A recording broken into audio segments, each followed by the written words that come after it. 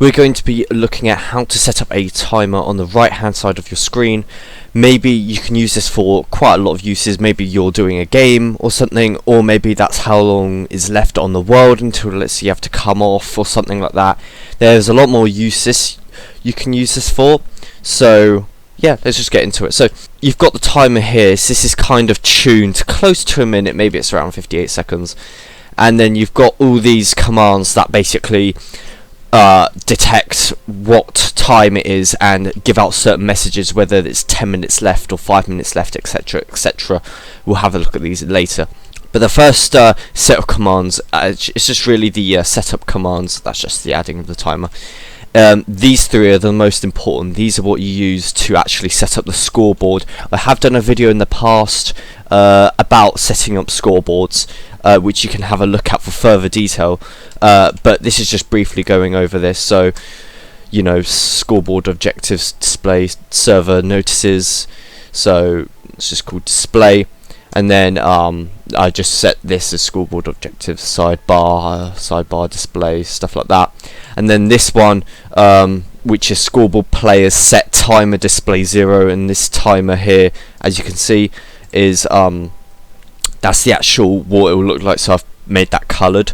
So yeah, that's, you can see it's timer on the right hand side, which is highlighted in yellow. And then you've got a second command which is used for adding to the timer, and this one just basically adds. It's just the scoreboard.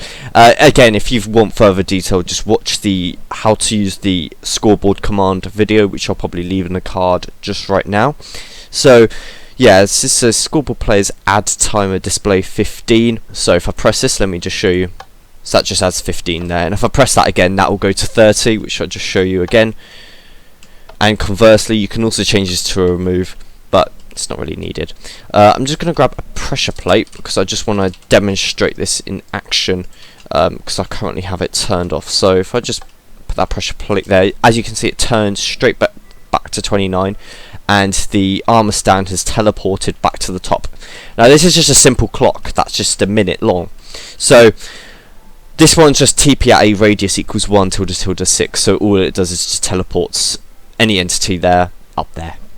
Then the next command block is set to chain unconditional always active, which is scoreboard players remove timer display 1, and that just and what that just does is it just every time this cycles, it just removes a minute. So this will yeah, it will just remove a minute each time. So when this, you'll see when this comes back down, it will remove 1 minute. A few moments later. Okay, so it's almost now, and there we go, look, it's just changed now and it's just teleported back up.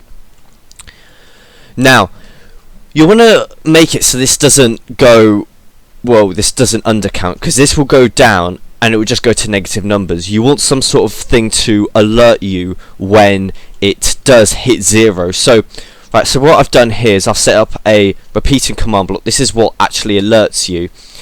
So this one just detects, which just tests the timer display, whether it's in a range of, well, nothing or null to -1. So yeah, so if it hits -1, essentially it will just, this will trigger this comparator, and simultaneously this command block will also be triggered, which is the raid horn, which is basically like a noise. It will just play once this timer's done, which I will demonstrate. It's just a say command, so whatever title you want, so it just says time's up. And then next command, it just sets the timer to 0 again, and then it comes off with a title again, just another title. You can add as many titles, noises, as many ones you want. You can even add it so a light lights up, or some sort of display, or anything, fireworks, any redstone bits you can add. And then this one sets block the coordinates of the pressure plate to air, so it doesn't keep cycling. This is optional if you don't want it. If you just want it to keep cycling it, then, and it will still play, then that's fine. But what this will do is once the time's up, it won't play anymore. But I guess if you want kind of like a homemade snooze type thing of the timer, so Yeah. And then the next commands are for the advanced warnings, which will be 5 minutes and 10 minutes. It could be 10 minutes or 15 or many minutes you want. 1 minute. It's completely up to you. So what this one does is this one tests the timer display 10:10. So what this will do, if it hits 10, basically, it will trigger this comparator. Let's say 10 minutes to go. Then this one will play, which is just a click noise. So if I just I'll just demonstrate that just now. So what I'll do is I'll just briefly change this to set, so I can just set it to whatever. So set, and then just set that to 10. Right, so now that's 10. Just forgot to press it. You can see it says 10 minutes to go, and this one's now lit up, indicating that there's 10 minutes to go. And you can hear the noise as well that it played. This one's the same thing, just 5 minutes though. So this one just says 5 minutes to go, and this one just plays another hat. You can really customize this to do whatever you want. You can add extra cause and effect type things if you really want to. So currently there's less than a minute left. It will go down, hit the bottom, and I'll just show you what happens after that.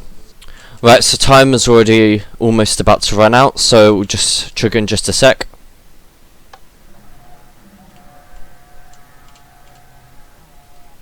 So it's played some sort of raid horn, kind of quiet to hear, but there we have it. So that's what the timer sounds like, and as you can see that this pressure plate is now gone, indicating that the timer has triggered.